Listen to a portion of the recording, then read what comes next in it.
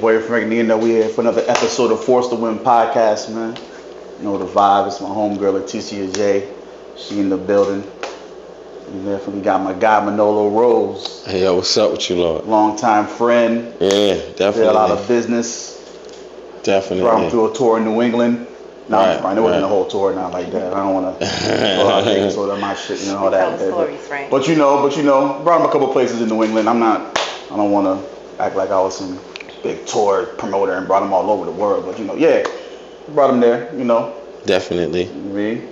Did you enjoy your tour? Yeah, no, I was. In New England? Yeah, no, I did. I enjoyed myself. We had what's that shit? What was that spot called? Oh, we got the Fifth Alarm. Yeah, Fifth Dirty Alarm. Nickel. Right. That was in Springfield. Right. I think I bought you a spot in CT. And one in Boston. Yeah, in Boston too. And I think that was it. Yeah, definitely. But the strip club shit. I think that was for your birthday, right? Was that your birthday? Damn, was it my birthday? Was it my birthday? I think it was your birthday. Might have been my birthday. Yeah. How long ago was this? It was a minute ago. What we in? 24? This is 2017. It's like 16, 17. Nah, this is way before. Nah, I think it might be before that. Nah. Couldn't have been. You sure? Have been. Yeah, I'm positive. No later than 15. Yeah. Probably no like 15, later. 16. Yeah, no later. I was doing that club. I started that club, doing that club. Me and my man DJ Scope started doing that club every Thursday. That was like 2014, 15. So yeah, I had to, So it had to be like 15. Yeah, but like 15. Yeah. I think you came there twice too. That might have been twice. I think I did come there twice. Pause, but yeah, I think I got there. I went there. You fucked me up with that. All right, so I like to take it back. Where are you usually from? Oh, I'm originally from Far Rockaway, and then I'm from Edgemere Projects, and then I moved to Brownsville Projects, and Marcus Garvey Projects in Brownsville, and then I moved to Marcy. Okay. So that's why I'm originally, you know what I mean? So between Far Rockaway and Marcy, Bed-Stuy, that's where I grew up at. That's where you grew up at. Mm-hmm. All right. Where'd you go to high school? So I went to like 5 high schools. I started in Eastern District. At the time, I think the school was called, it was another school with inside there, but then I left and went to Lincoln. And from Lincoln, I went to John Jay. From John Jay, I went to prep school in Georgia, in Fitzgerald, Georgia. And then I came back here and when I moved back here, I went to Pacific High School. Yeah, that's where I finished and graduated and shit like that. You played a little ball back then? Yeah, I played ball heavy. I played all through AAU and all of that type of shit like that. Yeah. Okay. What was your position? Point guard. Okay. You gotta be the point guard. You on your Muggsy Bogues shit. They gave you that nickname, Muggsy Bogues? No, hell no. You gonna get Muggsy Bogues? Because by that time he was gone already. You know what I mean? So shit, and I never been really cared to see Muggsy. I didn't really think about that. I wanted to be fucking like Spud Webb? Nah, shit, that's way too. That was before Muggsy. Right. Nah, those are the two shortest niggas outside. Right. It's crazy. When I was a kid, I didn't even look at nobody that was actually in the NBA and want to emulate or like play like a motherfucker in the NBA. Right. I wanted to fucking be Jamal Tinsley and niggas like that, and Ed Booger Smith, niggas that's from around my way that was like just super nice. Mel T ended up going to the league. He played for Indiana. He was there for the Malice in the Palace. He still he tied the record for the assists and all that shit in the NBA. Behind, I think him and Scott Styles got the record, shit like that. Yeah, I want to be like that. That's what I want to be. I heard it was nice. No, super nice, super nice. I just, it's crazy. I got to a point where I think I became, especially when I was here, just playing AAU, playing in all these tournaments and stuff, and they was like, yo, my uncle was like, listen, you could come down here to Georgia and, play in Georgia. But I never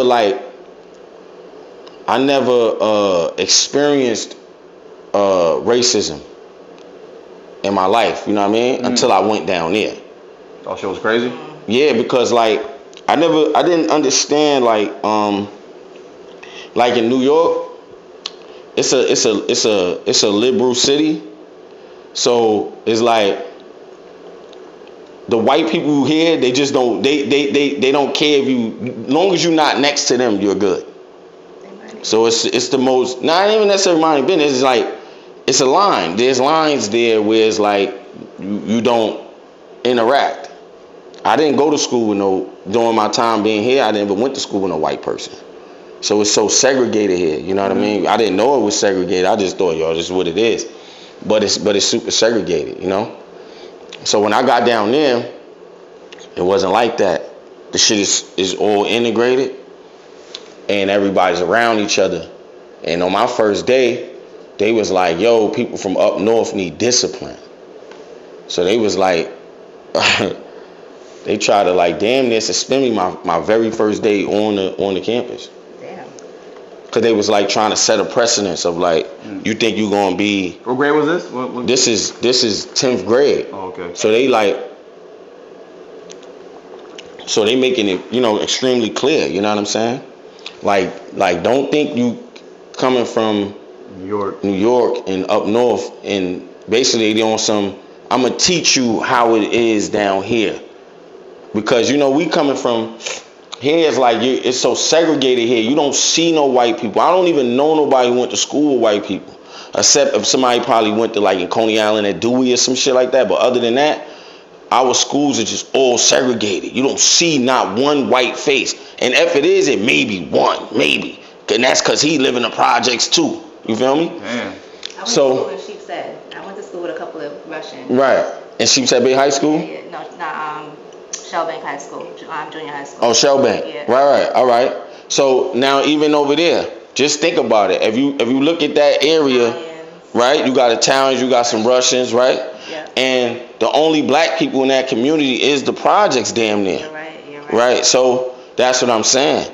And now think about it. How many white people was in Sheepshead Bay High School, which is across the street? You know what I mean? It ain't like you come out, it ain't like you see them niggas come out to school and it's mad at them. And they all live in that one community, but they ain't going there. So it's like they went somewhere they had to. Niggas going to Midwood, Madison and all that shit over there, you feel me? Yeah. That's where they going, you know? So when I got down there, I didn't know how to respond to that shit, you feel me? I didn't know how to respond to it. You was balling down there too? Yeah, I was balling. Now while I'm playing ball though, it's like being that all this shit is going on, I don't know how to react to when I'm being faced with these things. And the only way that I know how to react to certain things in that manner is aggressively, you feel me?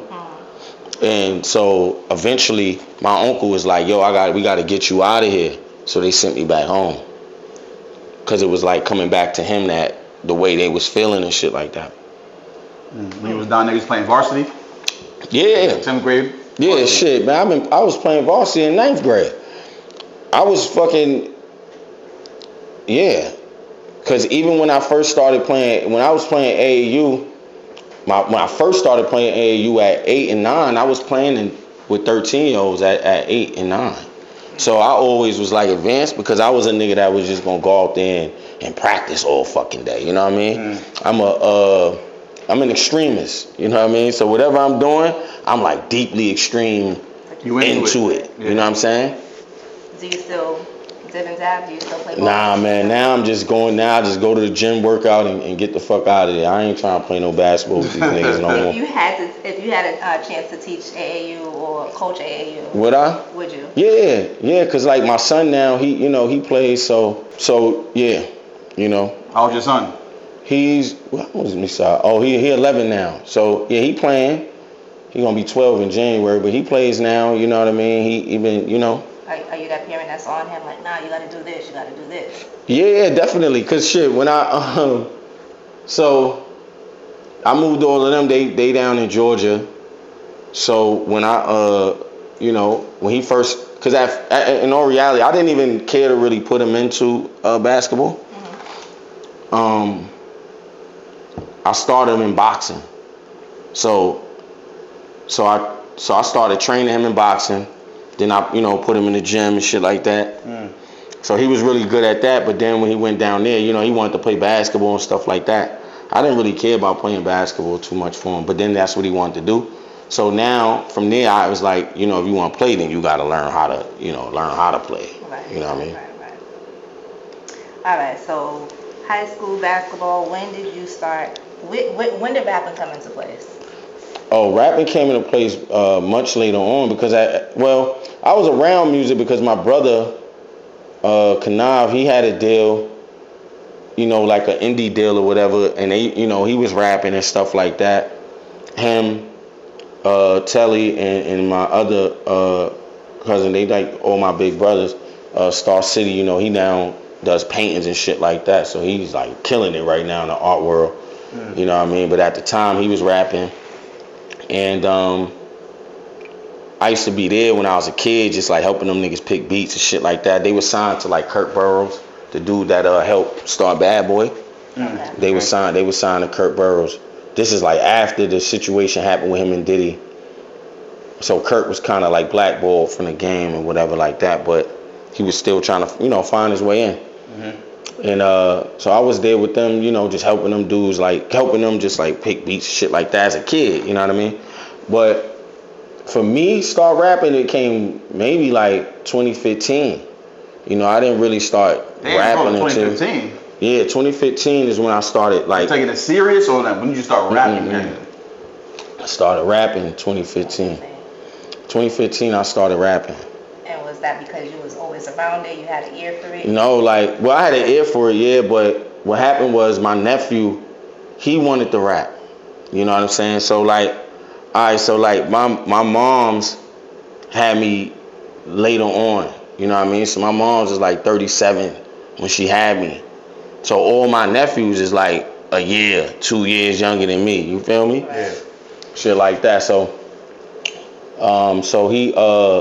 he came home one day and was like, he wanted to rap and shit. And I ain't really give a fuck about no rapping. I didn't really care about shit like that. And he was like, he had some beats, and he was just like, yo, I want to, help me make some songs or whatever to these beats. And I was just started from there. I started making hooks for him, trying to help him. And then we did this song. It was like play off Kevin Hart shit, like Real Nigga All Day, like how he had that. And it was a play off that. We went to perform this shit in Jersey, but it was like 8 niggas on the song. So you know how you in them showcases, and there's 8 niggas performing. Yeah. Shit just look weird because nobody know what the fuck going on, because nobody know none of the songs. But niggas is just looking at you. So he's like, fuck, we came back home and we like, yo, this shit ain't gonna go right. Because at first I wasn't even gonna say the hook on the song, but he was like, yo, they like, fuck it, since you wrote it, you say the hook and just let them rap. And I was like, all right, fuck it, and I just did that. But now while we down there performing, the shit just didn't look right. So we ain't like how the performance went. So in the process of us not liking how the performance went, we was like, all right, well look, let's condense the shit. And nigga just said to me like, yo, you put a verse on it, put 2 verses on it, let this nigga do the chant, let this nigga do a chant on it, and then we just do it like that. So that's what I did, you know what I'm saying? So, and from there, that was your first song. That was my first song. So now, as that's my first song, Azealia Banks, it was a nigga that I knew, he was writing, helping her write her records. Yeah. So, unbeknownst to her, he tries to he basically redid my hook over and gave it to her. And so one day, somebody called me, they just like, yo, listen to the radio. So I'm like, what? So now I hear the record and I notice like, oh shit, like, oh, this my shit. This is the same beat? Not the same beat? No, not the same beat. Just the hook. Just the hook. They just redid it. So when I said real nigga, they just made her say real bitch. The song is called, her song was called Jumanji. So when that occurred, I was just like, oh, I did that in 5 minutes. Maybe I know how to do it. And you know what I mean? And I did, basically. Damn. Wow. So then, fast forward a little. So this is 2015, because we just talked about the club. You came around that time. Yeah. So you was still fresh. That's why I couldn't believe when you just said. I'm like, 2015. Hold on. Yeah, this is all happened in that same time. So in that same time frame. So this is like, if this not 15, this is like 14 going into 15, like very going into 15. Well, it might be 15, early 15, January. You know what I'm saying? Because it was still kind of cold and shit.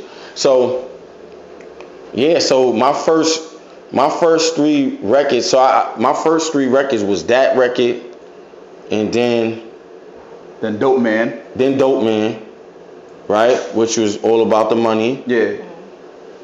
And then I had went and start recording with. I stopped recording with the dude who did the beat for Dope Man and All About the Money because of how he sold the shit to them niggas. So I had went, got with another producer. That situation was crazy. Right. And then I about the Azealia Banks situation. No. Yeah, with that one, yeah. That was crazy. You know, you hear your hook on the radio, then you do Dope Man. Right, so exactly. So it's like once that happened, now I'm like, fuck it, I could do the shit. So I went and so when I did Dope Man, which became All About the Money, I was like just testing the shit out, cause we had like a spot called the Flat where we went to and just test the shit, test the records out. So as we just putting this record in the mix of whatever niggas is playing at the time, the response was just crazy, and that's when I knew, I'm like, oh, this a hit. You know what I mean? And from there, you know what I'm saying, that's when the whole shit happened with Av and all them niggas and shit like that. But yeah, that's how that came about. But that was like my first 3 records. Mm-hmm. Yeah, because with that situation with Av, when he put out All About the Money, you was in the video. You actually doing the hook in the video. Yeah, but yeah. The song, but did they give you credit? Of course. No, I'm still getting checks from that to this day. So, because in all retrospect, nobody can steal your song. You know, you can't. You just technically can't, because you have the IP. You know what I mean? Yeah. It's still your intellectual property. You know what I'm saying? Especially if you could just prove it and say, hey, look, because when you record a record, the fucking date and time is stamped on when that shit was recorded. But that wasn't even the case, you know. So what happened was, my man, who was a DJ, you know what I mean, he passed away now, named Act Murder. May he rest in peace. He used to DJ for them. He was DJing at some barbecue they was doing. You feel me? Yep. They was doing a barbecue, and he played the record at that barbecue. So he called me back and he like, yo, these niggas played this shit 20 times. So I'm like, they like, yo, they want to give you some bread for it. So at the time, I'm like, all right, fuck it. This like my 3rd or 4th record of recording, you know what I mean? So I'm like, but I don't know nothing about no music business shit. I'm just like, I'm green. So I'm just like, fuck it, whatever. So at the time, they like, well, we could, you know what I mean? So I was like, all right, so they want to give me some bread for it. Give me the bread for it, I'll take it. But they took so long to get back to me. They called me back maybe about like 2-3 weeks later. Mm-hmm. And they was like, he like, yo, I want the record, this, that, and the third. And I'm like, all right, you know what I mean? We could do it. But then he never got back to me again within like, it was like a month went by, month and a half. So I'm like, fuck it. I'm going to put this shit out myself. You know what I mean? That's how the Dope Man record, that's why it was called Dope Man. Yeah. Right? And then now, so what they did was, Hovain and him, they try to go to the producer. Mm-hmm. You feel me? Because me and the producer talking, and he like, yo, he like, yo, let's just give it to him. See, at the time, unbeknownst to myself, I didn't know that he was like, he took $1,000 for the beat already. They paid him $1,000. You feel me? So they paid him $2,000 for the beat. They paid him $1,000 for the beat. The beat that you already recorded on Dope Man. Dope Man, yeah. Dope Man's already out. It's already out. It's on the blog. But you know how it go is like, Cause you didn't pay. Did you pay for the beat? Did you pay for the Dope Man beat? No. Cause it was me and his record. You feel me? Like we starting out together. We trying to get our shit off. You know what I mean? Pause. We trying to work and do. You know what I mean? Yeah. We trying to work together, whatever. So that wasn't the issue. But nobody ever gave him no money for no beat. So in his brain, he was like, yo, these niggas want to give me $1,000. You know, nigga needed that grand at the time. You feel me? So I don't really blame the nigga, but he just didn't understand. He didn't understand the business of music. You know? Fortunately for me, my manager, he's married to Ron Sweeney's niece, who Ron Sweeney is probably one of the biggest entertainment lawyers out here in America. So he represents people like Wayne and all these other people, you feel me? So my manager, his wife Brandy, they already in entertainment law. So I'm telling him like, yo, but he don't want to hear none of that. He just thinking about that grand. You know what I mean? The producer still thinking. Right. He just did about that 1,000. So he gave them niggas the bread for the beat and sent them niggas the session. The stems and all that. Right, the stems and all of that. You know what I mean?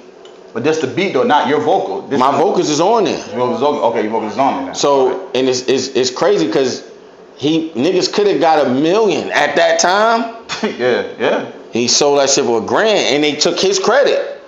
They took his credit who they say produced it? Av. Oh. You feel me? That's where his pub is coming from the producer side. I just took all the writing credit.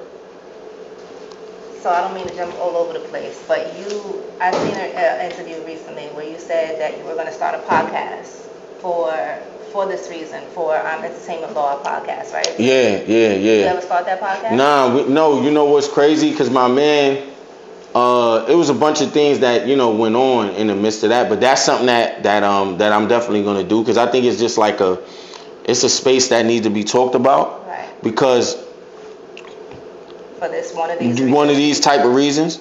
But then even more so than this reason, it's like, you see ignorant. See, one thing that happens to us is that when you coming from a poor background, and when I'm saying poor, I'm saying not just nigga. I'm not talking about nigga just fucked up poor. I'm talking about working poor. You feel me? Yeah. We don't understand. The game isn't told to us. So we even say dumb shit like, yo, you gotta read your own contract. It's like, nigga, you read your own contract, your ass gonna get cheated worse than a nigga who didn't read his own contract. Because if you get a contract and you think you going to study law that a nigga had to go to school for damn near 10 years, you think you going to master it in 3 months, nigga? You not being realistic. That's just some dumb shit. You feel me? That's not a realistic thing. You ain't gonna sit there and master entertainment law in three months or 2 weeks. You're gonna read this contract. The words in these contracts is not even the same. The shit, legalese is his own language. You feel me? And it's referred to as legalese. They have their own dictionary. It's not the same. You understand what I'm saying? This is why they going to school for this shit. It's not like you just go get a Webster's and sit down and go, I'm gonna look at the words, and I'm gonna understand it. That's not realistic. That's like a nigga saying he could go on YouTube and become a surgeon. You know what I mean? It's like, how, nigga, you gonna, like, what you talking? You think you gonna just get out here and just do stitches all of a sudden? Video and right, and just think, right, it's like, boy, that's not gonna, no, you gonna kill somebody, you feel me? So, he didn't understand that, but that's why I want to start it, because you hear niggas saying you gotta read your own contract. No, you need to take your shit and go to your own separate lawyer, let the lawyer read that shit, and then explain it to you in layman terms, what it is that they're saying and what's happening. All right, so y'all listening? Y'all, you know what I mean? Y'all better be understanding what's going on. Right, because what happens is that niggas, they give you a contract and then try to assign you a lawyer. They say, yo. Yeah, but that's their lawyer. Yeah, it's like, yo, yeah, that's they on you go to my man, you go to my lawyer if you want, and you like, all right, because you ain't got no bread for no lawyer at that time. everybody's not fortunate to have that I had. Right.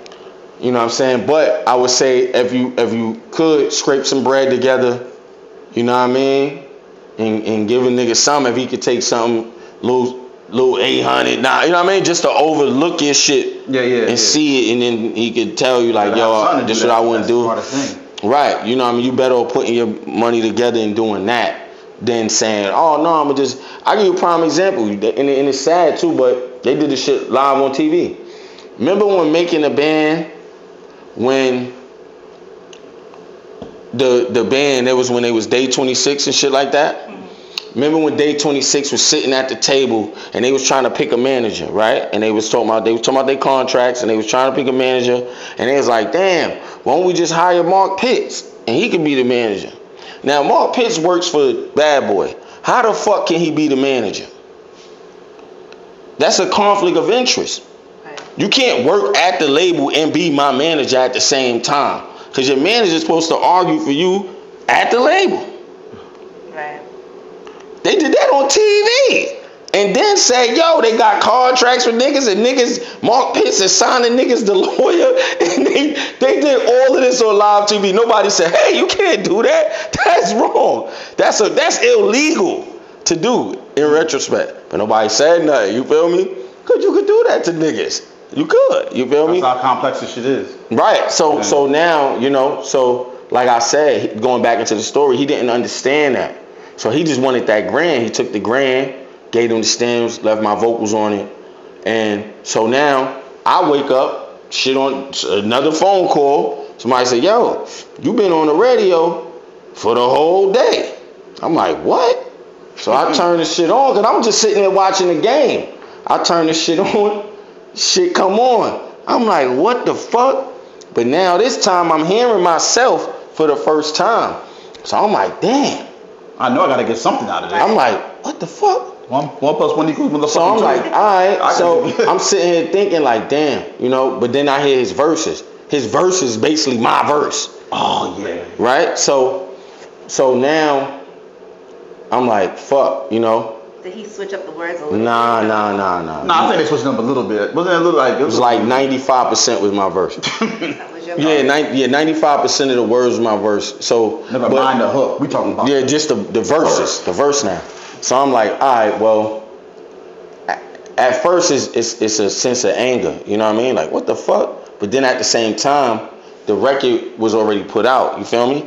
I didn't have those connections to get to that right there that he had. You feel me? Mm-hmm. So, you know, just being smart, you like, all right, well, look, so I'm like, you know what? Fuck it. You know, we was a little, it was a little confrontational before we got to the point of saying, you know what? Fuck it. Let's do it, because it makes sense for me. And plus, I'm like, I got another record. You know what I mean? And where our problems really started was because I tell a nigga like, look, I got this other record called Run Ricky Run. That's all right. And I'm like, just post it.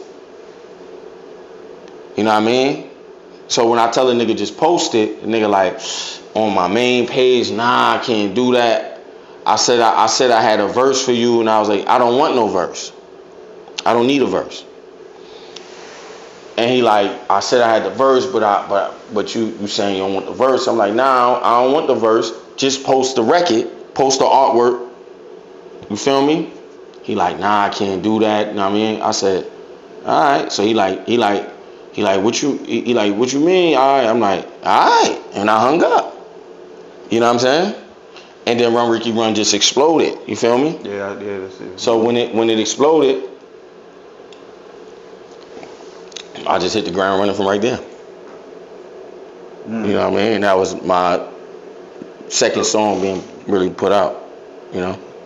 So how did that explode? So what's the process? You have some radio promo? No. You got what you got on your blogs? Like what made it explode though? I had the greatest promo at the time was the fact that so the controversy of the first record of All About the Money was going on. Yeah. Tax at the time. So my my man Trey Pizzy, he had a show at Drum, I think that shit is called. So I go to Drum. He like, yo, come out and drum and at my show, and perform All About the Money. You know what I mean? So I'm like, all right, because it's already boom. This shit is exploded already through the city, so it's already going. You know what I mean? And the video's out. The video's out. The video. So what I did, so to get back, even go back to that, because a lot of niggas ask me like, yo, why you did the video? If you was like, I did the video because without doing a video, there's no visual proof. You feel me? So it's like, me being in the video solidified, oh, this shit is real. Cause son is right here. But dumbass niggas, they didn't understand that. They like, nah, then why you did it? It's like, dickhead, cause if it's just on the radio, just my voice, you don't know who the fuck I am. You don't know me. Right. You feel me? So it explodes, boom, so that's exploding. So now when he ain't want to post the artwork, I was like, all right, fuck this nigga, you feel me? Wow, this nigga sucker. So then they was doing some shows with like some blog shit or something. They like, yo, we gonna bring you out. So I'm like, all right, well, let me get my own set.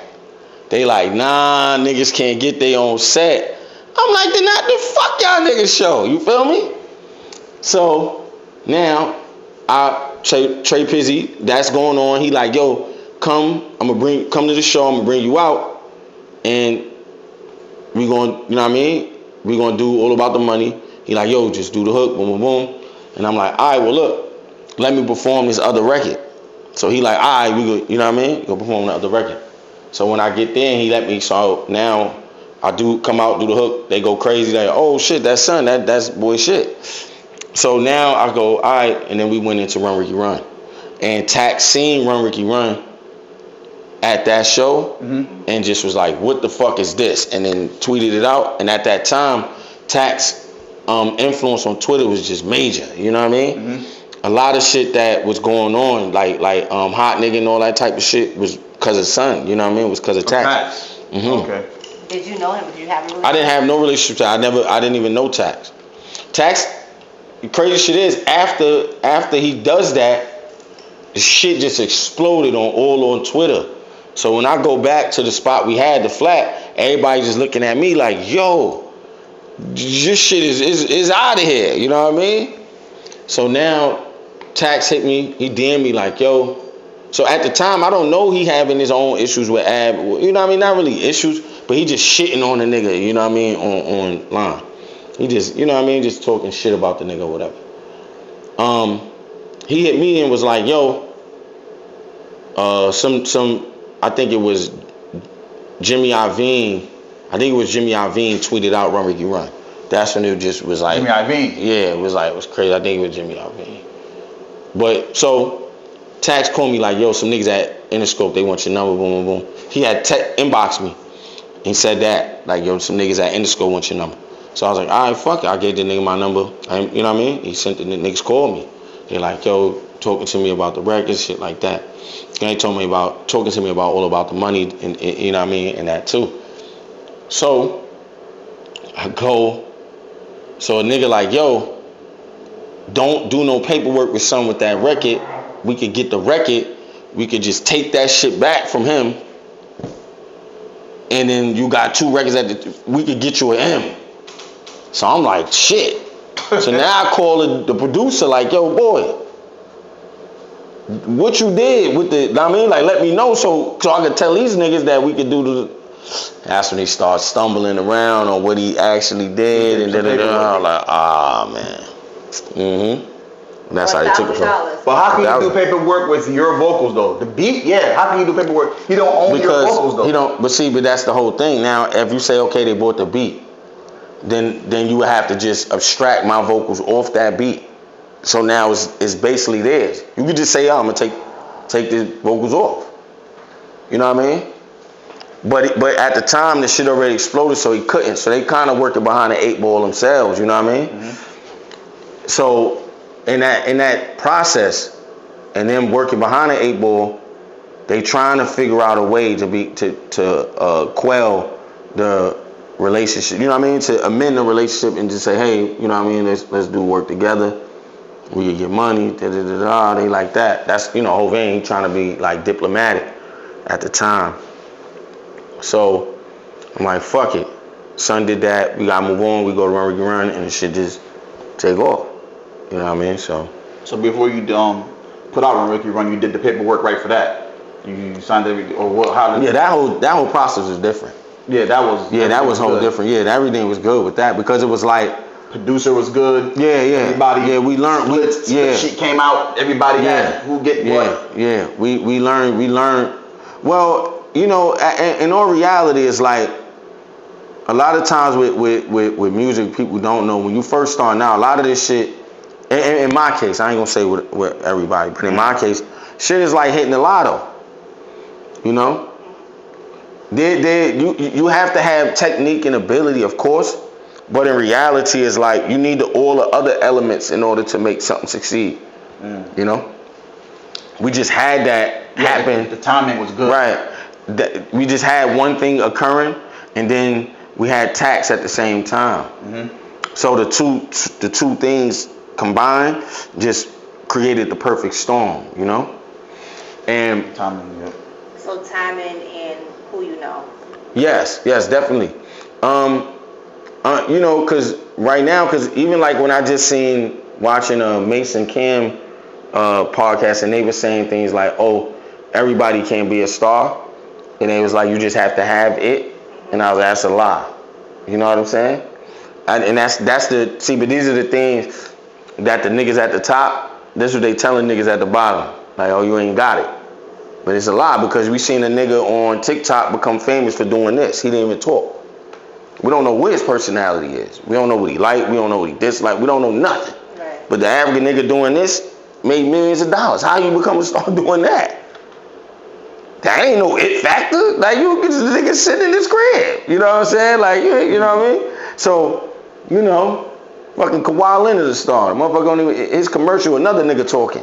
You know what I mean? So these are the lies they telling us. They tell us these things because they don't explain to us how do you make anybody a star. Just create a narrative around a person, around the things that they do and don't do.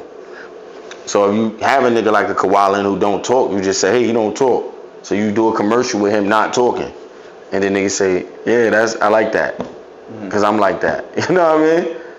So, but they ain't telling us that. They making us down here. We scrambling trying to find bullshit gimmicks, and it's like, nigga, that's not how it go. So you coming off that all about the money, Tax Stone retweeting it at that time, Right. The perfect storm. Right. So the Tax Stone come to you after this started blowing up, like, I want to manage you, or no, because at this time Tax he didn't have no real position in nothing. He just was doing his shit on Twitter, and like I said, he also helped that Bobby record.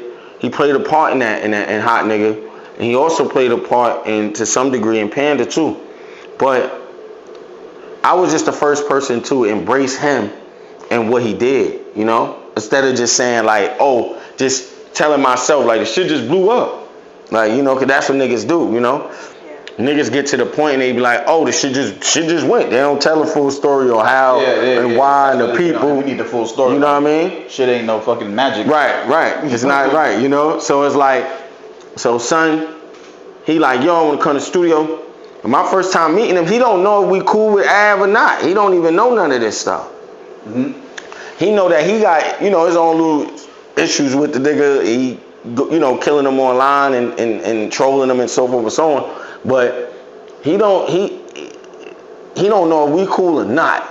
So when he walk in the studio, he a jail nigga, you know what I mean? One of them young Sparfit, Rikers Island niggas. So he places back on the wall and trying to just so he can see the room to make sure like what is going on. Is niggas really fuck with me or is niggas like lining me up?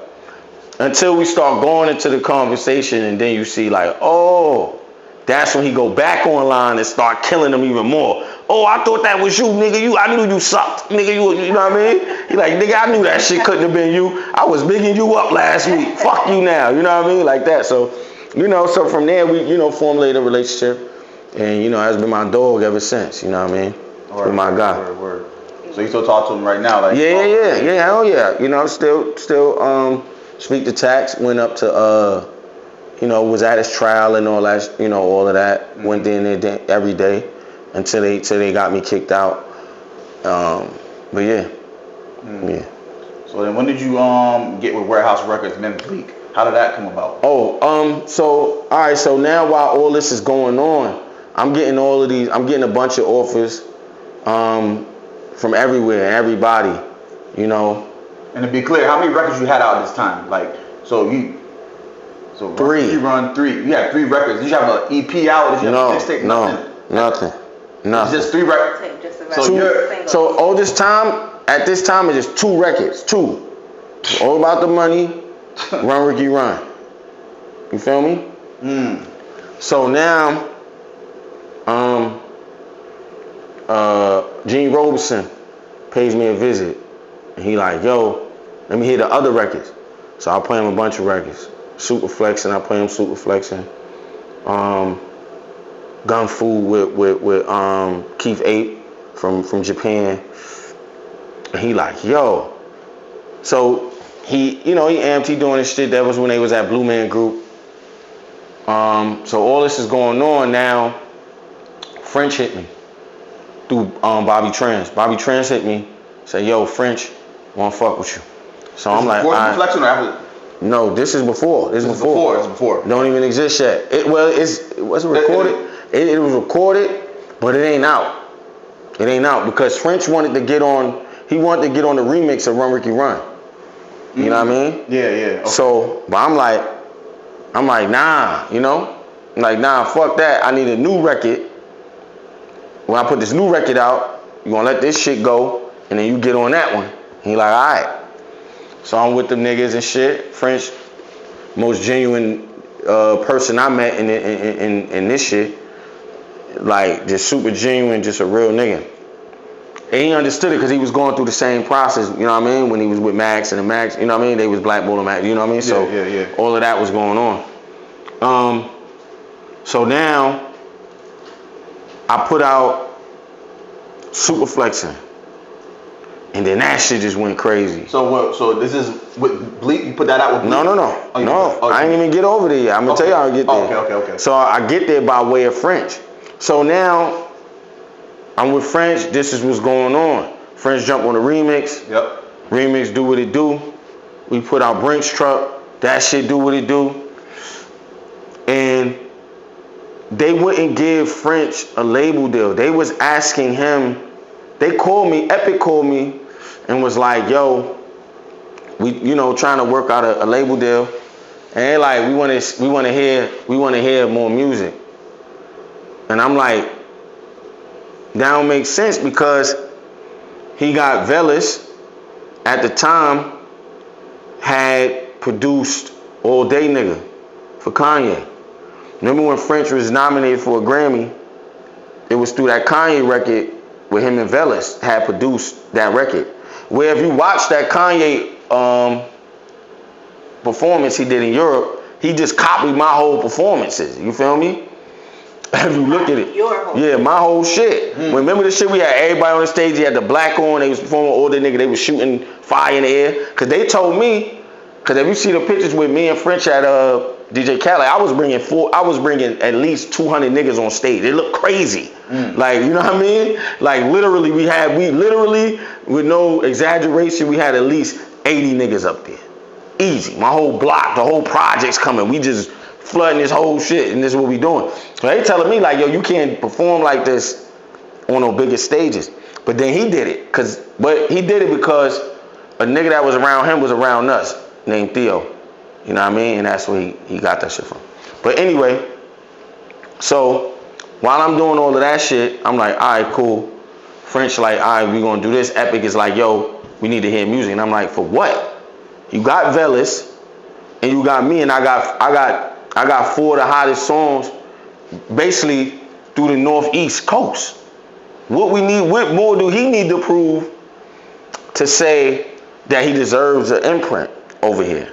You know what I'm saying? Like, why are we looking for a deal? It didn't make sense. For some reason, I don't know, they didn't want to give him a deal outright like that, but that's what the girl told me. You feel me? And I didn't understand that. In all honesty, I didn't really understand it. I still don't, cause like French is probably one of the best A&Rs ever. Like he know, he can hear a record and know like This is gonna go. this is it. This is This is out of here. And it's evident, cause you know he's how many times he done did it. Mm-hmm. You know what I'm saying? So now as I'm over there and this is all going on, they ain't want to do that. So Bleak comes to me, you know, because I'm from Marcy, you know what I'm saying? So it just made sense. You know, he comes to me and he like, yo, we starting this thing up. We can go over here and, you know what I mean, rock, we get the deal, da-da-da, some bread, boom, boom, boom. I hit French, because at this time I'm locked in with French. So I hit French like, yo, look, man, they ain't trying to, you know, and he was deal. I'm like, listen. So you were signed. Yeah, I was signed to Coke Boy. Coke Boy. Mm-hmm. Okay, all right. You know, because at the time Chinks was alive, and you know Chinks, we both from Far Rockaway. You know what I'm saying? And my cousin Antoine Bailey, that's like Chinks man. You know what I mean? It was Chinks man. You know, that's like you niggas is like this. You know. Mm. So I'm fucking with them, and this what we doing. We locked in. But then you know Chinks had got killed. Chinks get killed. Then it was like, they ain't want to give the nigga the deal. So like I said, basically based on Chinks, the deal. Nah, because they never wanted to give him an imprint. That's why I didn't understand, because Chinks had, what is that? Could have been. They didn't want to give him a deal then. They didn't want to give French an imprint then. And then when I came along and Chinks died and all that shit, I'm like, what does he need to prove? He already proven, he did it already. You know what I'm saying? Did it fucking numerous times. So I tell a nigga French, like, yo, man, these niggas want to, you know, niggas want me some bread, da-da-da-da. And at the time, him and Gabi was like going through something. Gabi was leaving over there. So Gabi was like, look, I don't want to leave you over here. But, you know, French an artist, he running around doing his shit, you know? Mm-hmm. He gonna come to the studio and all of that, but all the shit that's going on in the back, somebody else got to handle that part, you know, all of that shit. Mm-hmm. Him and Gabi was going through some shit, they was leaving.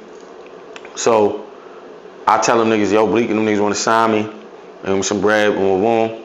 He like, all right, well, look, man, I don't want to, you know, hold you back. So I'm going to let you go ahead, and that's how I got over there with Warehouse and with them. So what happened with the Warehouse? Are you still with Warehouse to the day? Like, what's going on with that situation? You know, like, there's, we don't have, they don't stop me from doing anything that I'm doing, you know? So everything is all good, you know? Everything is all good. I just think that, well, what really occurred, I believe, for me, in my perspective, they didn't really know. It was so many things going on at Rock Nation at the time. Because when he first came in, Shaka was still here, and she was, you know, overseeing a bunch of shit. But then she left and went to YouTube at the same time Lior did. You know what I mean? Mm-hmm. So she went over there and went to YouTube. I had maybe 4 project managers in 2 years. So they just firing it, you know what I mean? They firing people, niggas coming in, and then start all over again. Everything's just like you starting all over again. Then it was like with Benny Pugh, you know what I mean? They fired him because he stole some bread. You know what I mean? That's what they said. He stole out of my budget and everybody, you know what I mean? So this is at the time where I Get Money is out, that shit moving, crazy, going all through radio and shit like that. Then the nigga stole a budget. So then it was like that was going on. So I think they kind of like got cut off at their knees, you know what I mean? And then me and Cash was kind of like caught in limbo in the midst of that. Because Cash was there too at that time. Oh yeah, he was there, yeah. And he had Don't Run at the time and shit like that. So, but yeah, that's how I got over there with them. Everything is all good. I just think that like they didn't really have the infrastructure that they actually needed. Because it's something I learned in this shit is that like most of the black execs, they're kind of like acting like they have a certain level of control and power, but they really don't. And they don't. That's just the truth. I don't want to, go too wild on, you know what I mean, Yeah, exposing all of that shit, yeah, but yeah. they don't, and niggas believe they do, put it like that, and they don't, you know. So during this time, you know, you went from French, you went to Mm-hmm. Bleak, you're at Warehouse. Mm-hmm. Warehouse ain't working right. So what made you not just be like, you know what, fuck it, I learned a lot now, let me take this into my own hands. This is like the transition of, you know, streaming now. Now streaming's getting like, this is like probably like 2017 we in right now, maybe. 18. This is like 18, 19, this is like 19, yeah, 18, 19. Yeah, so now it's streaming is getting it's popular. there, Spotify, yeah, say, after music definitely. is here, Yeah. what's going on. Yeah, all of that was already there, because by the time, because Tidal came in, more prevalent though. yeah, because Tidal came in, what, like 16? Yep, maybe like 16? Yeah. Yeah, so all this shit is going on, and I'm like, well, this is all, whatever. It wasn't even really just that. It was just more or less like, all right, so at that time too, I gave them Ball Drop, and that kind of took off too, you know. So this is all out. This is all happened, and really with me, I got tired of the like. See, for me, it's like I don't really give a fuck to walk away from something. You know what I mean? I'm a nigga. I could go work a housing job. I'm a right. I don't. None of this shit don't make me. You know? Mm-hmm. I don't care about that part of it, that aspect of it. It's not important to me. Money isn't even important to me. You feel me? Only thing that's important to me is to have enough to take care of my family, and I'm good. I don't need a lot. You know? I'm a nigga that I could sleep on the couch. I'm alright. I don't need nothing. Because I understand how the world works, you know? Mm-hmm. You know, this is a very selective few of people who are going to make it to that pinnacle. Everybody else is just a real pipe dream. That's the reality, you know? That niggas just don't want to accept. 99.9% of the niggas that you... Just think about it. I don't know nobody who ever moved up and went nowhere, you know? Right. We get confused. It's like, if I live in the projects, like, so for instance, if I live in Marcy, the crib across the street, right, on the side blocks, the houses, they're right now, they're $1.2 million, right? That means in order for me to move up, I have to buy a $2 million home. Anything else, if I go to, niggas think because they went to Atlanta and got a house, they think that they went up because it's a house and they moved from the projects. But in reality, if your immediate income in that community is $1 million home and you got a $300,000 home, nigga, you went down. And you literally just moving laterally. You're not going up. But that's what niggas don't understand. I understand that. You feel me? So, that's why nigga think he can go to Georgia and fix his life. You know what I mean? I'm going to start new, you know, like that. So, you know, but anyway. New start. Right, you know, and, you know, so niggas really move laterally. So I don't know nobody who moved up. I don't know not one nigga who moved up in my life that I could say, hey, this guy, this my man. He now got a $2 million crib over here. You feel me? Mm. So it doesn't really bother me to get another little $1 million joint and sit down, go to work, and come home and watch the game. You know what I mean? Mm. So I'm just like, you know, I just didn't like the fact that I found out that, you know, everybody's posturing. Everybody's acting like they doing something that they not doing. And niggas is acting like they have things that they don't have. They're acting like they got positions that they don't have. You know? It's sort of like when niggas found out Diddy didn't own Ciroc and he was basically a high paid employee. Mm-hmm. It's like that. That's how all of it is. A lot of fronting going on. All of it is that. So a lot of fronting in the Yeah, a lot of that shit was going on. So for me, I was like, yo, I just wanted to get away from all this shit. So I end up just, you know, just writing and shit like that. And that's how I just, you know, did that. So that's how I got with like P&B. And I wrote No Time for P&B Rock. I gave him like 4 records. And that's how he ended up getting his deal with Atlantic and shit like that from the records I wrote and gave him. Okay, all right. So I started just doing shit like that. And then putting out my own shit as I, you know what I mean? As I felt like I just want to release music because this is something I just want to do. You know, as just my own hobby. When you say wrote, let's break it. So you wrote like the hook, mm-hmm. cadence, the beat. Did you write the 6 in between the hook? Nah, I didn't. He wrote the verses. I wasn't there when they recorded the verses. I wrote, so I gave him like 4 or 5 hooks. And he had wrote the verses later. So this was like He just came home. You know what I'm saying? He just came home. He didn't even have a haircut, nothing. He like it's like maybe like he just fresh out. How'd you even meet up to even write? At the time, Aubrey was managing him. Aubrey was cool with my man Euro. Euro had put us together. He like, yo, dude out here, meet Kevin Hart. They fuck with the nigga Crazy in Philly. He like, yo, we was doing, I think it was Roots Picnic, I think it was. And he like, yo, let's go, when we go to Roots Picnic to perform, let's go over there, do an interview with hip hop since 1987. And then we'll lock in with P&B. And so I'm like, all right, fuck it. So I went, did the interview. I get with Son, we get in the studio. They just playing beats. So as they playing beats, I'm just running through a bunch of hooks as they, you know what I mean? As they just playing them. And the record, No Time, you know, are you fucking with me? And I'm fucking with you. And then, I think the end is like, but I ain't got no time for you. And that shit and all of that. But if you listen to that record now, my ad-libs is still on the record. So I write a bunch of hooks. It's a joint with me, him, and French. I don't know if the other records came out. I'm not sure, but he ends up getting his deal because when I left him, Atlantic goes. They go down there and they like, yo, let me hear the records that he wrote, and they played them and they gave him a deal based on the record that he wrote for him. You know what I mean? May he rest in peace. P&B Rock, whatever. Did you guys keep a relationship until he passed?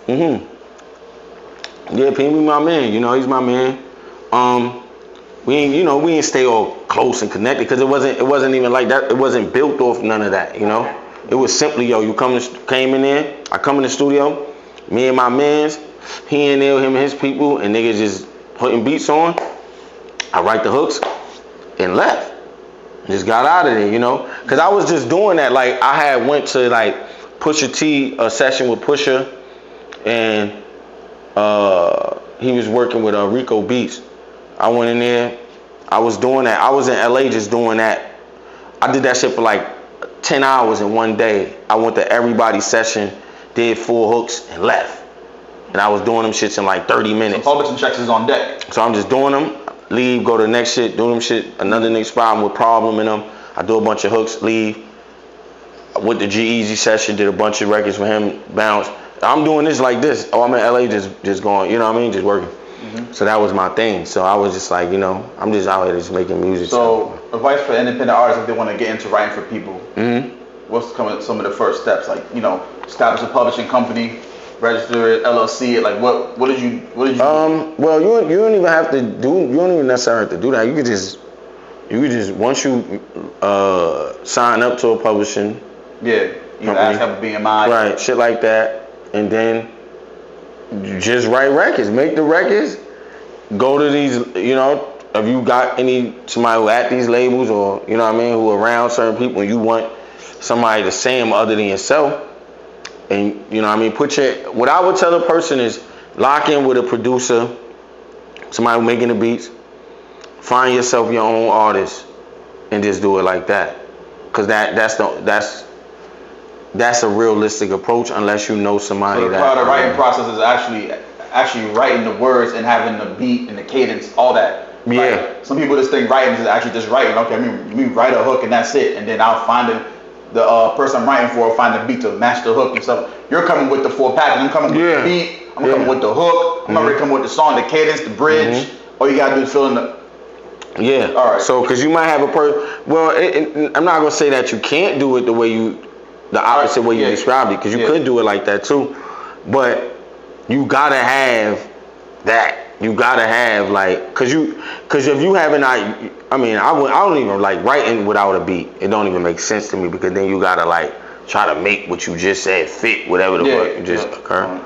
Unless you know somebody who actually can make the shit and just sit with him and then have him do it around what you're doing already. So yeah, you know, I would say find a producer, find an artist, and then start doing it from there. That's what I would say. So you don't recommend like getting like an LLC or some type of you can do that too. Publishing company You can do that too. Producer and all that, like, so you know. You can do that too. I mean, if you do that and you with a guy, you and your dude who y'all producing, he making beats. I'm just speaking solely from the standpoint of the dude that's writing. Yeah. But if y'all like making beat, you like helping y'all making records together, you find a producer, then start your own production company. Find an artist, sign that artist to that production company, start writing records, and then start shopping them from right there.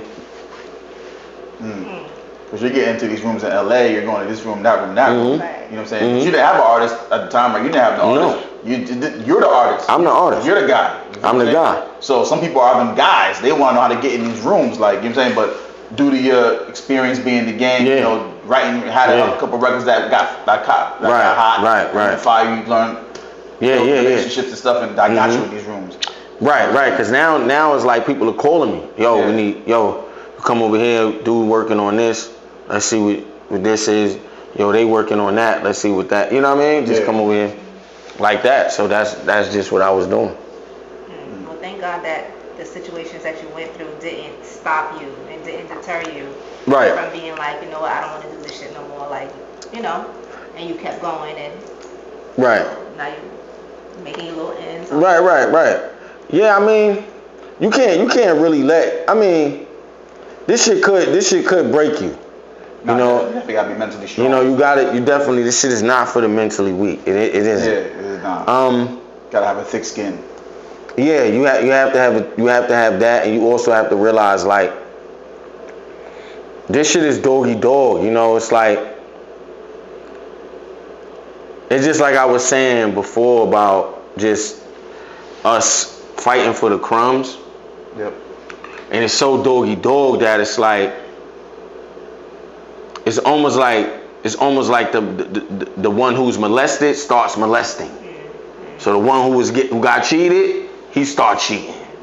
Yeah. And that's what's going on. It's an ongoing cycle. Right. And you can't really fix it because the nigga at the top, he got all the money and then he's just dropping it. Right, and you get a little bit, so everybody like clamoring and fighting, so niggas is willing to steal, Because just think about it, just going back to the beginning, if everybody knew how all of this shit would turn out for each other through one nigga's theft or attempted theft, he wouldn't have did it. But at the time, a nigga cold, like, I'm cold, I need one. Because I'm trying to move, I got to get back out here, And you seen it time and time again. You like, this shit is really like, this shit is really big bank take little bank. Half the song niggas is hearing was stolen from somebody else. If not more than that. A lot of shit isn't original. So when's the last time you wrote for someone? Or you wrote? Last week. Okay. Last week. Yeah, I mean the writing shit is like, that's just because it's like I like making music, I just hate the business of music, Business of music is some bullshit. And that's because niggas ain't in control of the business of music. You feel me? It's like niggas not in control. Right, niggas just ain't. Niggas not in control. It ain't, niggas don't got no real control over that part of it. So it sucks, but it's true. Get into film too, right? Yeah. What's the latest project you work on, or what are you doing? Right now, I'm working on right now a doc that I'm doing. It's something it's for my family, but I tend to, once I do it for my own family, I'm gonna extend it to other people's family. So, I'm like documenting my mom's like history of how she get to New York and shit like that, and her upbringing and how she gets there. So it's like basically about my own family. What's your background? No, I'm from here. Okay, well, what's your mom's background? She's from here too. You know what I mean? So what do you mean how she gets to New York? Because we coming from the South. You know what I mean? We coming from the South to come to New York. No. We coming from South Carolina, all of the Gullah areas of Charleston. Okay. So that's where that's where my family is from. Okay. You know what I mean? So, just migrating and coming down from that time. My mom's is born in 48, So her mom's had her when she was 14, and her grandmother had her mother at 14. So my mother's grandfather was a slave, an actual slave. He remembered like being freed when he, you know what I mean, was a kid and things of that shit like that. So I wanted, just documenting that, just showing how like we ain't that far removed like motherfuckers try to make it seem to be.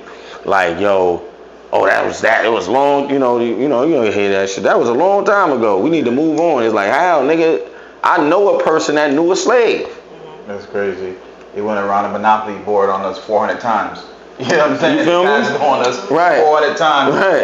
And we helped them pass go. Right. Not just past us. Right. But we helped them Right. go around the board 400 times. Right. You know what I'm saying? You're gonna undo that. Exactly. You know what I'm saying? Like that doesn't. It's not realistic. It's not a real thing. You know what I'm You saying? sitting somewhere with it. 1865? Right, 1865. You know what I'm saying? 1865. So that's what I'm saying. Like they make it seem like, oh, it was a long time ago. I need to move on. It's like, how? I know a person that knew a slave, a literal slave. Not no, you know what I mean? This is a person who literally knew the guy. Like, because 2065 would be 200 years. You know what I'm saying? Yeah, So, right. You know what I'm saying? Like, right. Generations is just, Exactly. Yeah. So it's like, and then my grandparent, my grandfather, his brother, my uncle, they died violently. You know what I'm saying? Due to the hands of white mobs, white Anglo-Protestant WASP group. Violence. So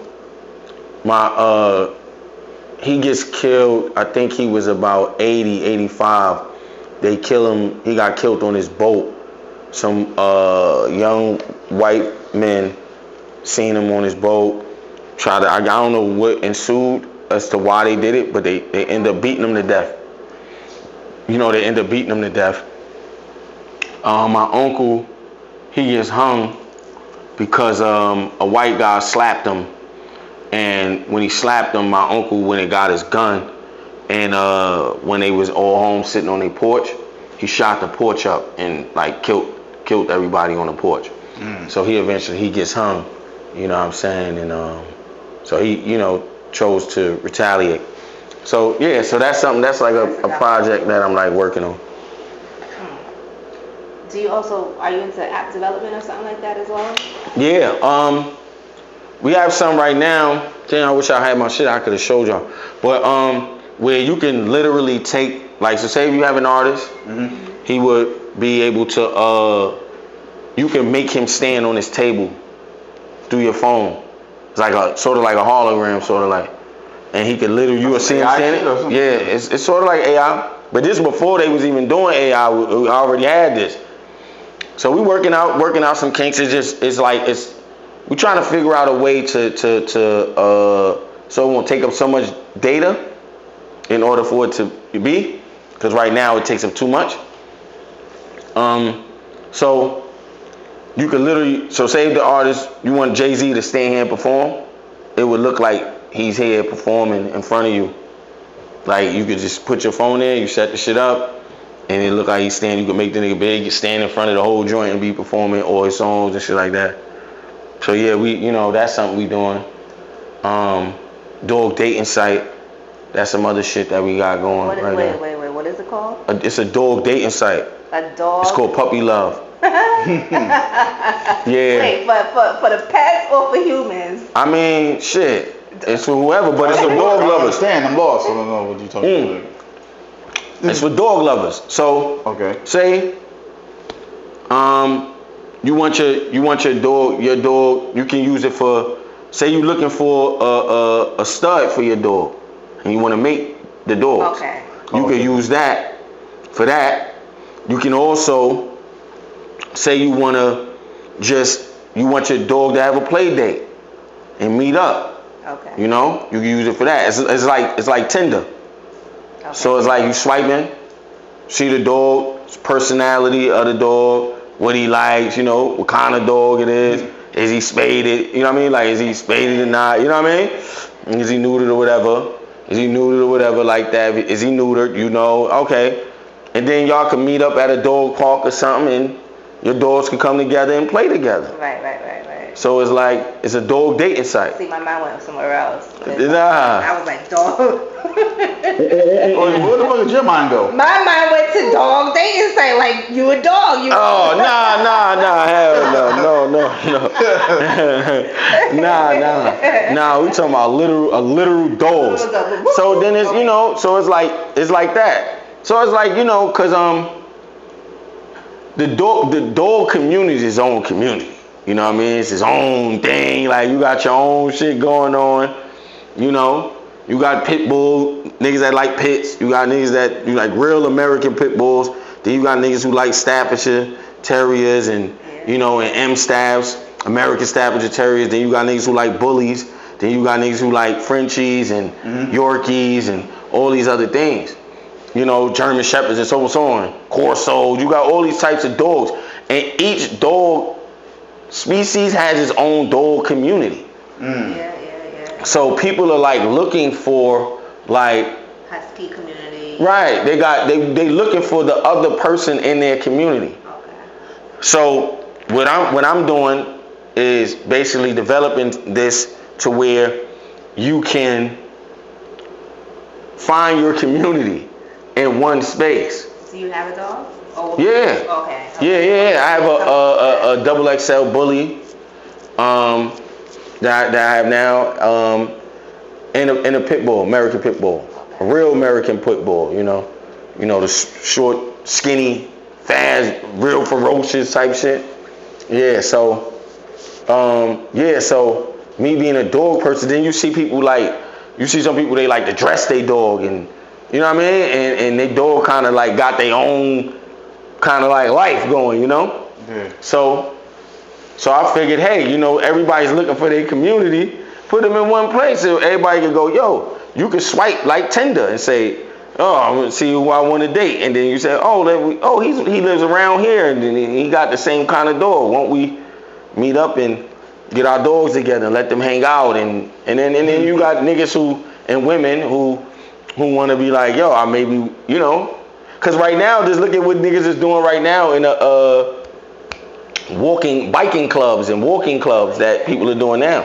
That's just the new dating scene. Motherfuckers is joining walking clubs with running clubs and all that type of shit. They meeting up there, and it's like, yo, I'm a runner. Same interest. Right, exactly. You see what I'm saying? So I'm just doing the same thing, but just with dogs. All right. So before we ended off, I asked you what made you start off the dog app. Right, the dog app was because like I seen during the pandemic, it was a guy. He was searching for he wanted to get his dog out the house, right? Other than just walking, because now during the pandemic, all the dog parks, all these things are shut down. Nothing is going on. So he was kind of like he was looking for somewhere to take his dog and meet with people and stuff like that. And when I seen it, I was like, damn. I was like, yo, what if somebody had a dog dating site where you could like find your dog a playmate, you know, find them a date, and that's what really made me like really. A lot of dogs will be getting along too, though. Some dogs will be, as soon as they see each other, start barking and. No, you know, dogs are weird. Like it all depends. If it's like two dogs will come, they get together and they sniff each other, you know what I'm saying? Because where people think like dogs are fighting, they're not really fighting. They're like playing with each other, and in the way that they play, they might be jumping on each other, nipping at each other, biting, and they might not be biting to kill and hurt, but they doing it.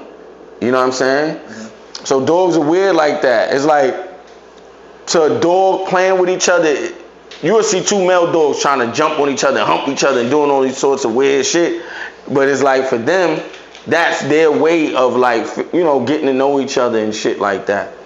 You know, you see it all the time. Like, you go to the dog park and there's a bunch of dogs in the park just running around. Sometimes you see little fights and things of that nature, but for the most part, the dogs are just running around, and then the people are sitting there conversing about their dog. Mm-hmm. So it's like on there, it's like you get to make your status for your dog for the day, how your dog feeling at the time and moments or so on. And then you'll be like, and somebody could come match, and then you'll hit, oh, all right, yeah, we can meet up and do. That was a great idea. So obviously already got this. Yeah, all this shit is done. Is all that's done. It's already trademarked out. Yeah, because you can talk about this freely. Somebody can come fast. So just those 2 apps is what you. Yeah. Okay. Yeah, it's other things that I might want to dabble into, but those 2 things are like, yeah. So for an artist, you would say don't put all your eggs in one basket. Nah, you can't. Especially now you can't, because anybody that's solely relying on music, you'll eventually die out, because you have to have every resource around you in order for you to keep continuously being you. Like, you have to. And everybody doesn't have that, And then you will never want to become a one-trick pony. You know what I mean? I think I seen some shit with LL on Breakfast Club. And when he was talking about FUBU and how they asked him, did he have some ownership? And he said, yeah. And they asked him why he didn't talk about it. He was like, well, I'm an artist and I didn't think it was important. And I'm like, nah, bro, that shit was important, because niggas needed to see that money was coming from other places and other avenues, juxtaposed to us being entertainers. Because you get relegated to, like, most black billionaires are in the realm of entertainment. So you realize we're subjugated and pigeonholed to that arena. That's why all of the people who have become billionaires, I think out of the 5 black American billionaires, I think maybe only 1 is outside of entertainment.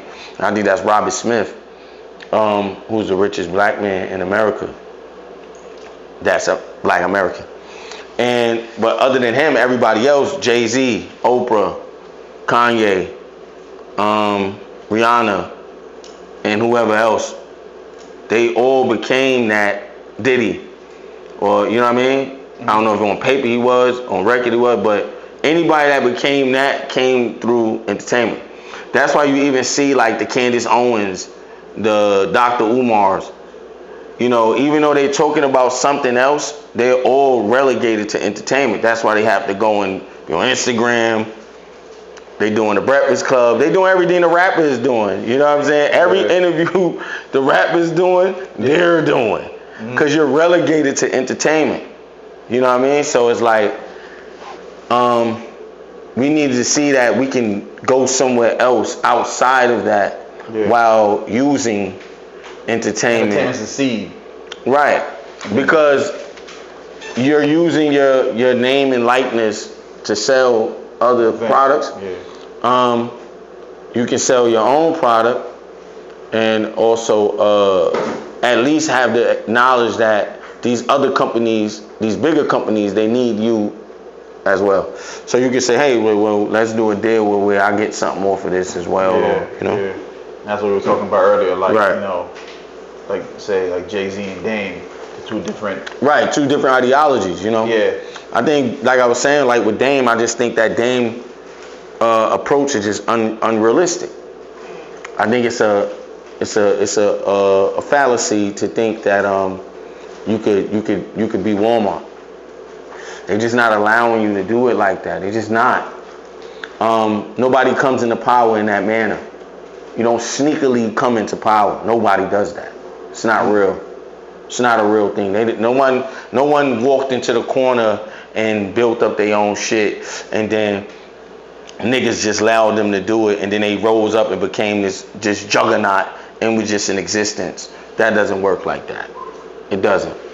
I think Walmart itself hires damn near half the country works for Walmart, which is like, I think about like 4 or 5% of the workforce is, but they're the ones hiring half the damn country. There's no way you can just do that. You understand what I'm saying? Dame just, to me, Dame believed he could. That's not real. It's just not. Jay understood that. He understood it, and Dame didn't. Dame saw the way, we could formulate our own thing, like how the Nation of Islam, like, we're gonna go over here and we could build up, get our own shit. And it's like, nah, it don't work like that, brother. It don't.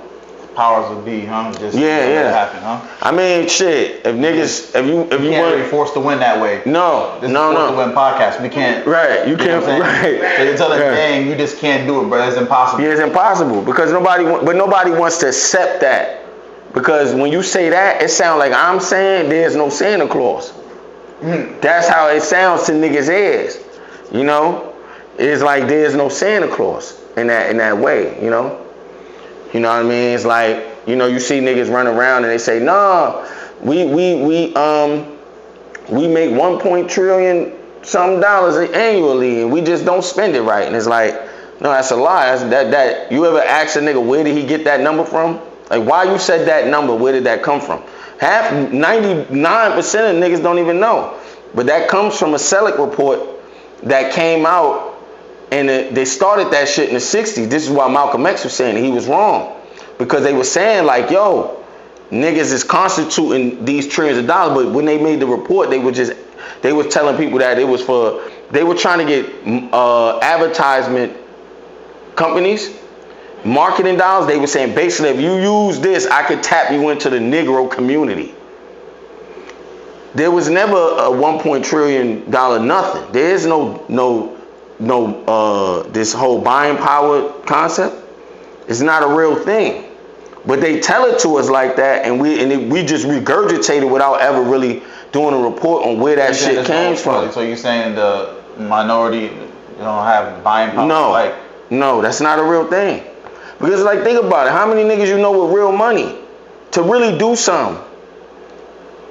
Like, niggas don't got no money like how niggas be trying to make it seem. They like, oh, but you bought a pair of Jordans. It's like, nigga, that was the 150 I had that day. But I'm scrambling to I still gotta eat, rent, mortgages, car notes. So you're saying the minority, we don't spend our money on nonsense, and that's not the buying power that they're bullshit. Talking about? No, it ain't.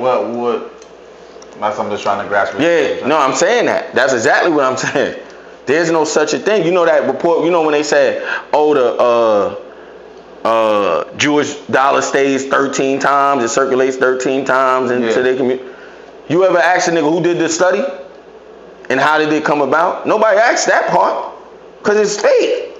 When you go back and look into it, the shit go back to nowhere. Literally. Because when they was using it, they were saying it, but in order to, even if you just think about it from a logical standpoint, somebody would have to sit in a store and they would have to see the same exact dollar returned 13 times. They would have to see that dollar leave out the store. They would have to sit in that store and they would have to see that dollar come back 13 times. Now, how likely is that before that dollar done went into the bank? That shit gonna go in the bank. And if it went into your store, my piggy bank. Right? You got the definition of what they're saying, like that. Yes. Same dollar with the same serial number. Yes. Coming back. Because they say that their dollar circulates 13. Their dollar circulates 13 times. So it has to be the same dollar in order to say it circulated an exact number of 13 times. That is just logically impossible to even do such a study. It's a made up myth. And if you and you don't have to take it from me, just go read The Myth of Black Buying Power by Dr. Jared Ball, who's a professor at Morgan State, and you can see he got two editions. Get the last edition, and he tells you how. He break it down. He could do it better than I could. The minority, do we have any buying power? No. None. We don't have buying power. That's what you're saying. That's what I'm saying. That's not a real thing. What we have that is real is working power, right? Labor power. That's what we do have. This is why right now in places like Amtrak was having these issues because all the people that was working on these trains stopped working. You know what I mean? Striking. These are real things. But that's labor power. boycotting power is not a real thing for us. We don't make up enough of the percentage of the country in order to have a real impact in that way. Because if we only making up 13% of the country, I seen a nigga say this, which is silly, but they were saying it. Oh, they had some issues with FedEx. They said, won't we just stop using FedEx and use UPS? And it's like, well, that don't make sense, because that's like saying you're going from one top 1% of a company to the next one top 1%. It's like, what do you, that's not. When you say 13%, you mean African American 13%? Yes. Or minority, period? I'm saying African American. Okay. And if you lump in the Latino community, you can lump them all in, because we live in a duopoly, as they call it. These people are not competing with one another. These people at the top, see, they telling us to not collude and come together and practice a form of socialism, because they demonize communism, so all that type of shit. They make it a demon word, or a Marxist or some shit like that, But it's like at the top, they're not doing this. They're not competing. This is why, like I was telling y'all earlier, like me and you and the brother was talking. That's why they fight all these label heads and they consolidating power. It's just, this is the reality of it, Shit, if you niggas read Lenin, the highest stage of capitalism, imperialism, the highest stage of capitalism, you will see. And Lenin is writing this in 1915 to 1920. And he's showing you how all of these banks and so forth and so on, these groups, they're all coming together, and they're all basically having capitalism turns into finance capital. Where now a nigga comes in, you got the talent, all right, you know how to do this, all right, people like you, that's cool. And they like, all right, well, we'll just put the money behind you. And then you go out there and you selling all the product. Now you come back, you got a chain on, you got the Ferrari, and you look good, and niggas say, damn, nigga Frank doing him, he really getting money. But then all your friends are mad at you because they saying, yo, put me on. And you got to act like, nah, you know what I mean? I'm over here, I got you. I could do this. And they could come back, give you some paper, do a little bit of things. But it's like, they ain't telling you like, nah, boy, them niggas put the money behind me, and it ain't really me. I'm out here. So this is what Hov adapted. Yes. And this is what Dame is like, we're not doing. I ain't want to do that. He thought that in his brain that he could say, hey, I mean, Hov told everybody the truth. If you look at it, nobody just didn't understand it when he said it. When he was on Kevin Hart, and they asked him about owning Ace of Spades, and remember he said, oh, everybody laughed at my percentages, and he said, what's the point of owning 0%? What's the owning 100% of nothing? Yeah. And everybody said, word. But nobody asked, why was it nothing in your hands? Why is it worth nothing when it's only in your hands? You're Jay-Z.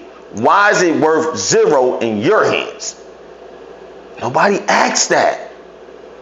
Because everybody says, this nigga's a genius. Yeah, he right.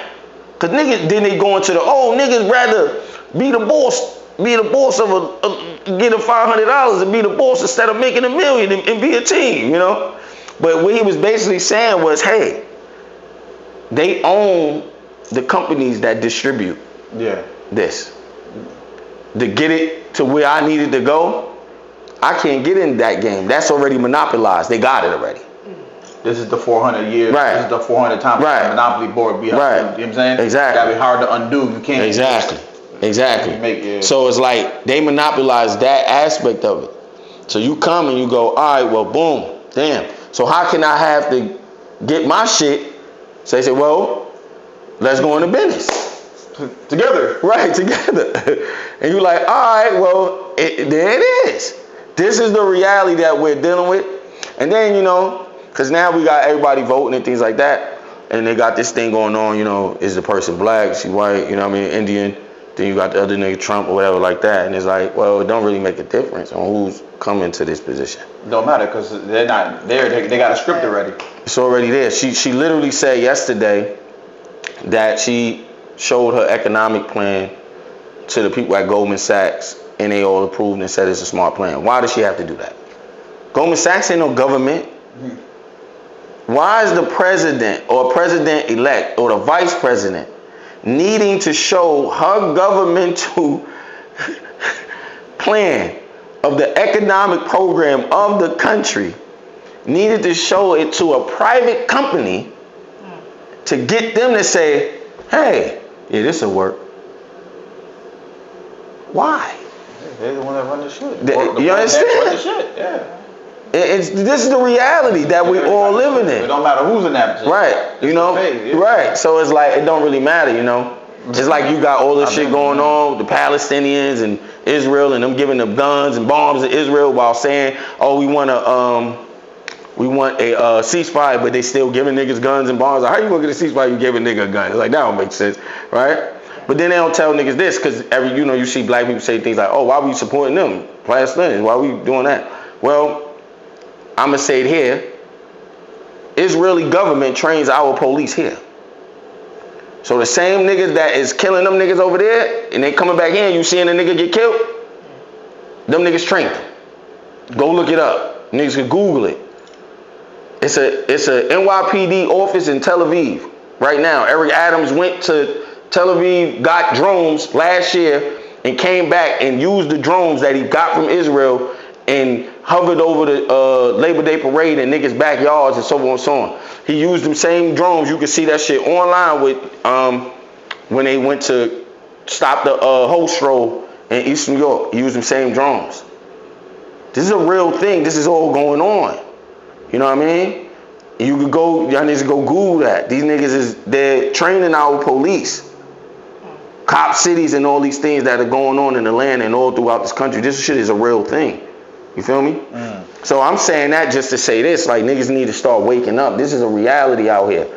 You know what I mean? We're in a full-blown monopoly in this world. Imperialism is a real thing. And then you have neo-colonialism, which is the highest form of imperialism. You want to understand that, go read Nkrumah.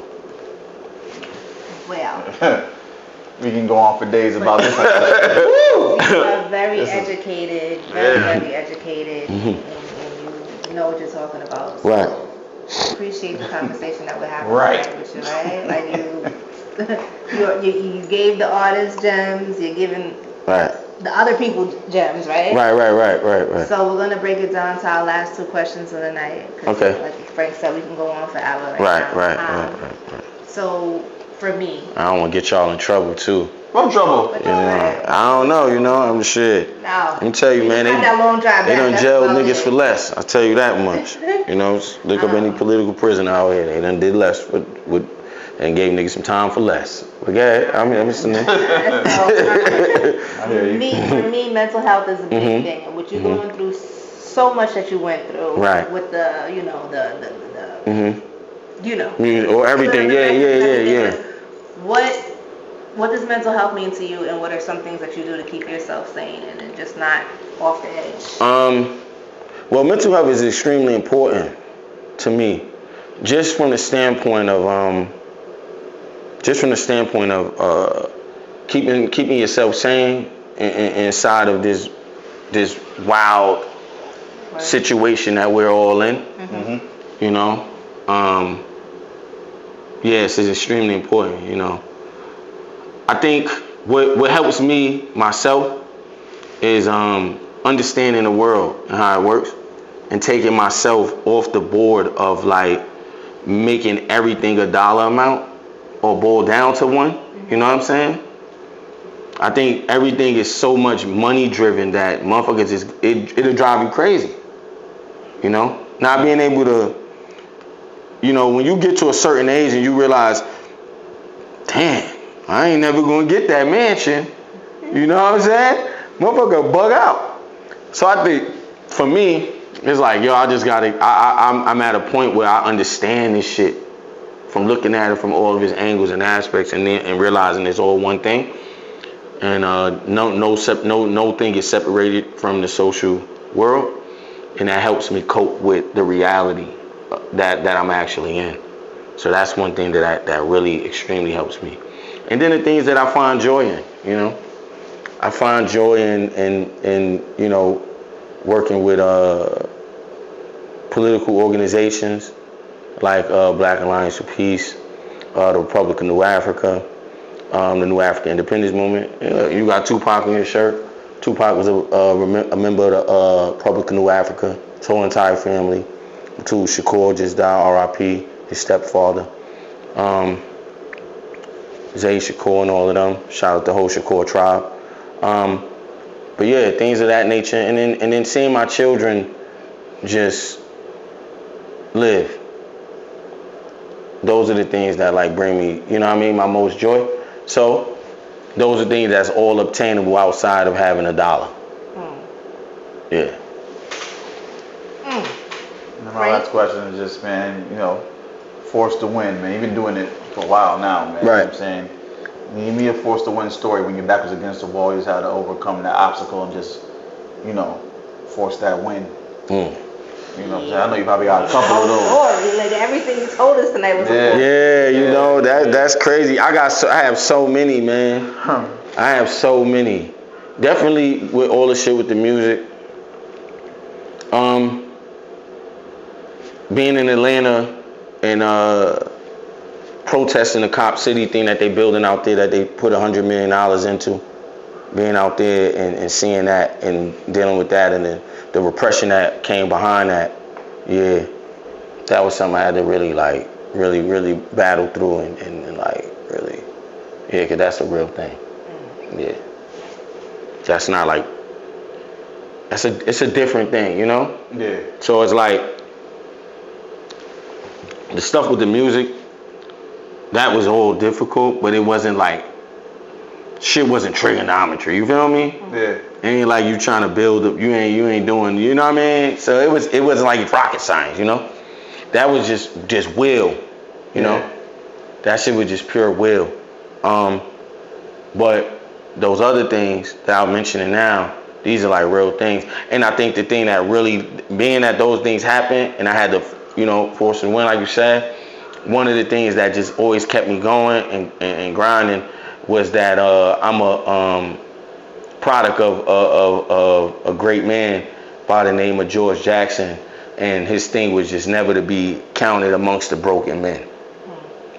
So that was kept, that's like a, you know, a mantra for me, and like, you know, and reading books like Blood in My Eyes, like the Bible, you know what I mean? So yeah.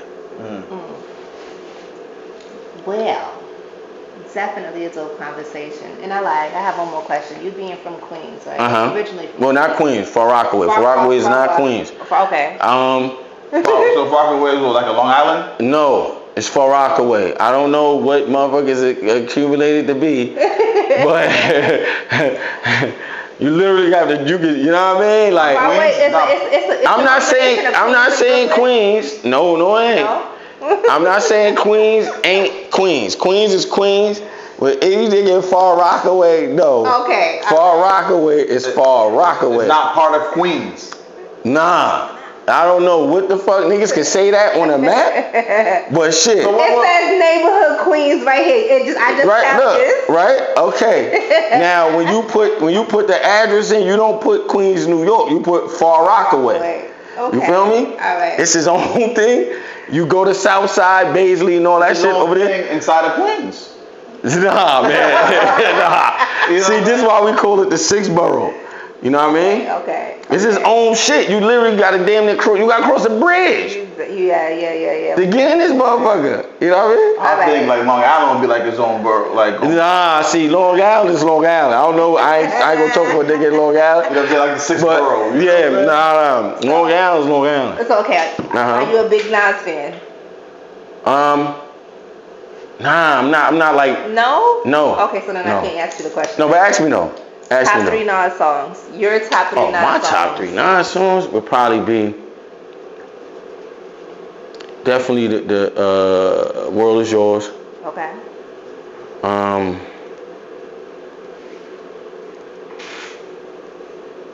Shit with him and AZ. Give Me. Why won't you give me the world? Okay.